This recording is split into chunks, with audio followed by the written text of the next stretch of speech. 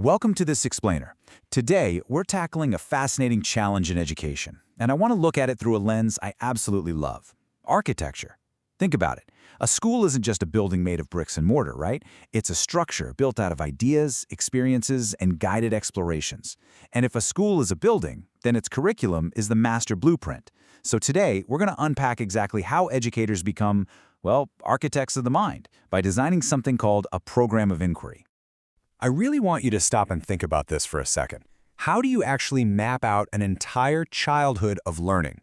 We're not just talking about throwing together a single lesson plan or some one-off project. No, we're talking about designing a comprehensive, multi-year journey, one that takes a child from those early years all the way to pre-adolescence, making sure every single step connects, holds meaning, and builds right on top of the last one. Honestly, it's an incredibly complex structural challenge. Okay, let's look at our roadmap for today. First, developing the IB learner. Then, what is the POI? Anatomy of a good POI. Framing central ideas, the collaborative design process, and finally, an evolving organic process. Let's dive right in. Section 1. Developing the IB learner, the vision. Now, before you draft any blueprint, you've got to know what the building is actually for, right? Like, what's the ultimate vision here? When we consider the 10 distinct attributes of the learner profile, the overarching mission becomes really clear. We want to develop inquiring, knowledgeable, and caring young people. The curriculum is deliberately designed to nurture students so they actually become thinkers, communicators, risk-takers, and people who are just naturally balanced and reflective. The end goal isn't just churning out students who can memorize a bunch of facts. Every single unit of learning a school maps out has to serve this ultimate architectural vision, developing internationally minded people who truly recognize our common humanity. Section 2. What is the POI? The blueprint. So how do we actually make this vision a reality? Well, the crucial mechanism is the Program of Inquiry, or POI for short. It's quite literally a map. It organizes learning by taking 6 overarching transdisciplinary themes. And by transdisciplinary, I mean they cross all subject areas, so your math, your science, your language arts. It takes those themes and spreads them out across different units of inquiry at every single grade level. But I really want you to notice that last phrase in the definition, based on a school's specific context. See, this isn't some rigid, off-the-shelf curriculum shipped out from a central office. It's a bespoke blueprint. A school in Tokyo is going to have a vastly different POI than a school in Toronto. Why? Because the blueprint has to reflect the unique flavor of that local community, while still organizing everything into a coherent, whole-school plan. Which brings us to Section 3, Anatomy of a Good POI, the building blocks. You know, even a bespoke blueprint has to follow certain structural codes. Let's examine these building blocks to see how this whole thing scales up. For our youngest learners, the 3 to 6-year-olds, the framework requires at least 4 units of inquiry per year. They absolutely have to cover the themes who we are and how we express ourselves, alongside 2 other themes. It's a highly focused, super manageable foundation for early childhood. But as those students grow into the 6 to 12-year-old bracket, the structure expands significantly. The requirement scales up to 6 units annually, meaning they explore all 6 transdisciplinary themes every single year. It's just a beautiful way to ensure the educational space grows proportionally with a child's capacity to understand the complex world around them. All right, Section 4, Framing Central Ideas, Structural Pillars. If units of inquiry are the individual rooms in our educational building, then central ideas are the pillars holding them all up. Every unit requires a central idea to frame the exploration, and there are some very clear criteria for how to build a good one. First off, these central ideas must be globally significant. They need to transcend local trivia and touch on something much larger. They have to be relevant to students across all cultures and contexts, and they must explore the commonalities of the human experience. Essentially, these pillars have to be universally grounding. Whether a student in Tokyo or Toronto is learning about, say, human migration, the central idea connecting it all just has to resonate on a fundamentally human level.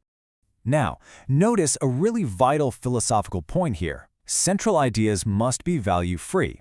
They are not moral dictates handed down from on high to be memorized. Actually, scratch that. They're more like open-ended launchpads. Because they are value-free, they invite genuine student inquiry and allow for an incredibly wide range of responses. They're designed specifically to get students thinking critically and creatively.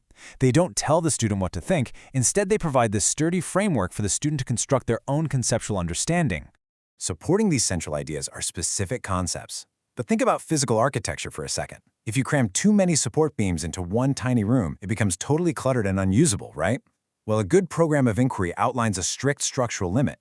You have to ensure concepts are fully represented across the grades, and you definitely use them to focus the inquiry, but you must balance them across the POI with no more than 3 per unit. This rule of 3 is absolutely crucial. It keeps the inquiry focused and gives students the breathing room they need to revisit and truly develop a deep understanding of these concepts without feeling totally overwhelmed by an overcrowded curriculum. Moving to Section 5, Collaborative Design Process, the Construction Crew. So, who actually builds this thing? When a school sets out to design their program of inquiry, they have to carefully evaluate their materials and their crew. What resources do they have? Things like local and state standards, or the overarching vision of the school. How will they build it?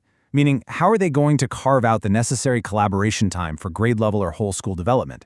And crucially, who is involved? A successful curriculum blueprint represents a diverse range of voices. We're talking staff, local community members, families, and yes, even the students themselves. It really is a team effort. But while the entire learning community acts as this amazing construction crew offering diverse perspectives, every site needs a manager. The entire process must be facilitated by the PYP coordinator. They're the ones holding the master blueprint.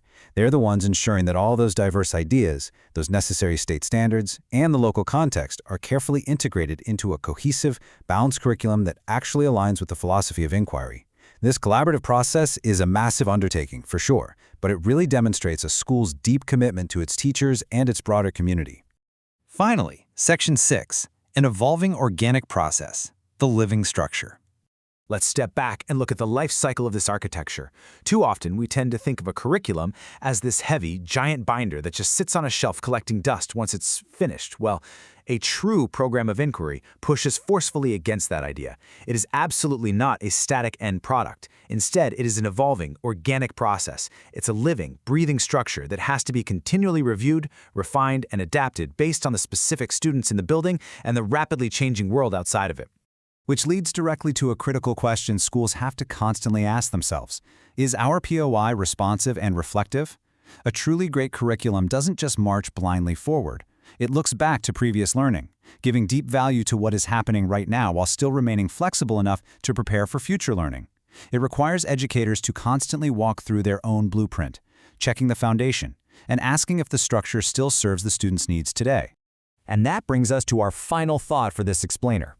Whether you are an educator looking to build a brand new program of inquiry from scratch, or maybe you're preparing to review one that's been in place for years, the most important step is always the first one.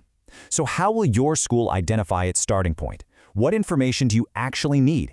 And whose voices need to be in the room? Designing a program of inquiry is this monumental, collaborative act of educational architecture. I really hope this explainer has given you the foundational tools to start drafting a magnificent blueprint of your own. Thank you so much for exploring this with me, and keep inquiring.